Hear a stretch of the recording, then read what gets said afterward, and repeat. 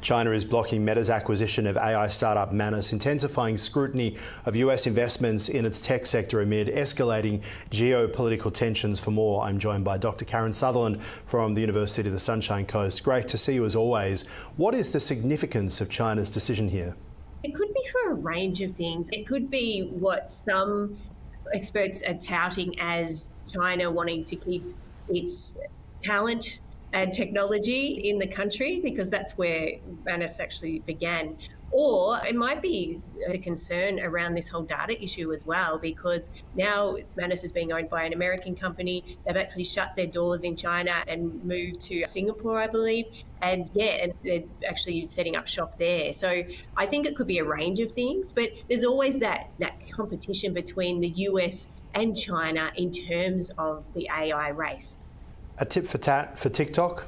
Maybe. That's actually a good call. I just think Manus is a great tool. Have you ever used Manus as an AI tool? No, I've never even heard of it. Yeah, it's an agent and it's great. It can go off and do tasks for you. I use it a lot for desk research, but you can use it for so many other things than that. I only use it for a tiny part of what it can actually do. And so now Meta's trying to embed it. I'm not sure if you've been on Facebook recently. Whenever you do a post, Facebook has reimagined your post and is getting you to try and actually write it through Manus, which I wouldn't personally use it for that, but yeah, but they're trying to integrate it. You're the only person I know who's still posting on Facebook, by the way. So talk to us about how the action reflects the current geopolitical tensions between the US and China, because obviously there's been a lot of anger between the two nations about the US demanding that China essentially hand over TikTok from ByteDance, and the reason for that being the exact concerns that you've just raised here that China now has against Meta acquiring Manus, which is data and security. And this obviously could go on because all of the tech companies are global companies. Oh, absolutely. And particularly in AI, because China and the US are just constantly trying to beat each other in terms of this technological evolution. And there was a time where US even blocked NVIDIA chips and things like that from China, and there's all sorts of backstory that's been going on so that they can actually come out on top. So the countries are really vying for that, and I'm sure they're really trying to get to that stage of AGI and want to be the first, because I think the country that does that is going to have considerable leverage over the others. They're all very much in a rush, aren't they, to try and get there? But talk about the concerns that China has about the acquisitions of Chinese AI companies. And is it different to the fact that if you are in China, you don't have access to some of the big American platforms? Does this go a step further? Yeah, possibly. You're right in that, because social platforms are very much banned. Many of them are banned in China. So having a Western tool, a Western platform now own a Chinese AI tool, yes, it could. Yeah, I guess there is a lot of fear around that and what that would mean for its citizens as well. But yeah, it's really hard to say at this stage the true reasons behind it, but a lot of experts are saying a lot of it is around sort of the IP, and it's around losing talent and those sorts of things from the country. It feels like wishful thinking by Meta in the first place, given everything happening in the world, that they would be able to go and buy a Chinese AI company, when, as we know, the way the Chinese regime operates is that every company is part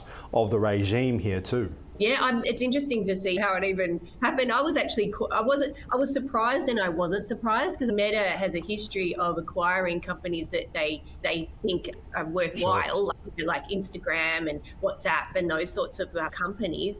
And so it wasn't a surprise, but it was a surprise that it was that particular company.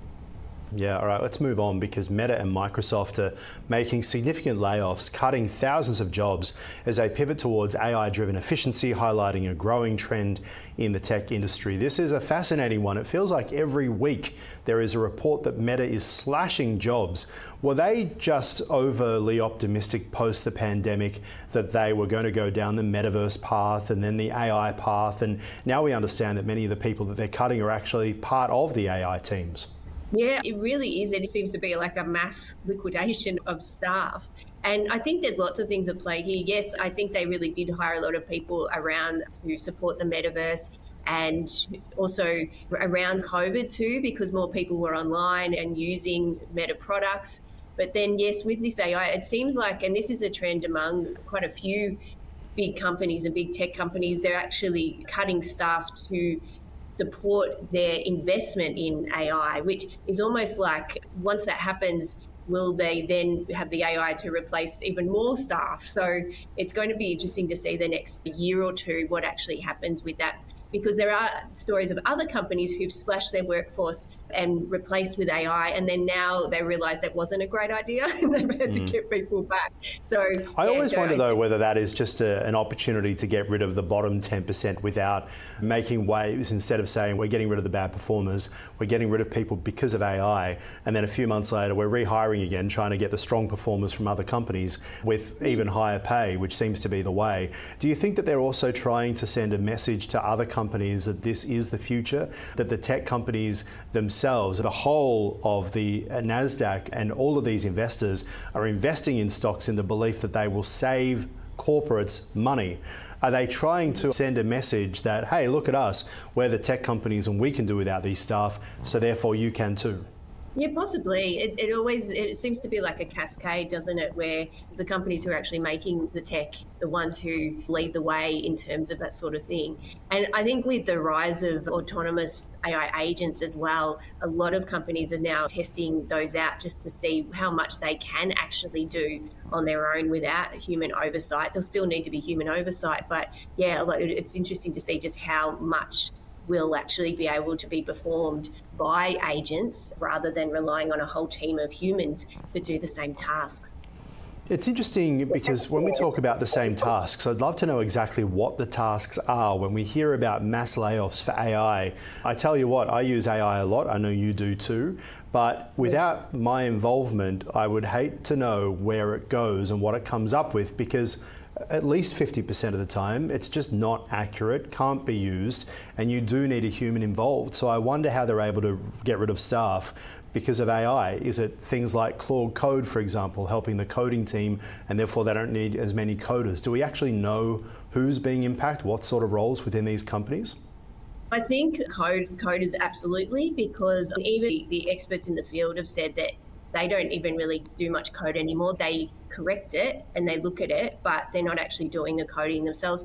And there's also those entry-level roles which rely on sort of basic tasks like desk research and like writing certain things, so lower level tasks that you do when you first come in as a junior before when you're actually learning the ropes. I think a lot of those are going to actually go, unfortunately. And I guess Meta's internal memo suggesting about the firm's future direction, because as I say, every week at the moment, it feels like Meta is sending some sort of announcement to staff, say we're cutting jobs here as well. Yeah, absolutely. And I think it's not only them cutting jobs, they're also not hiring anyone new either. So it's going to be interesting to see just how many people they do end up with. I'm not sure if you heard of that guy. He runs like a multi-million-dollar company and it's just him. So I wonder if people are going to try and companies are going to try and just be as lean as possible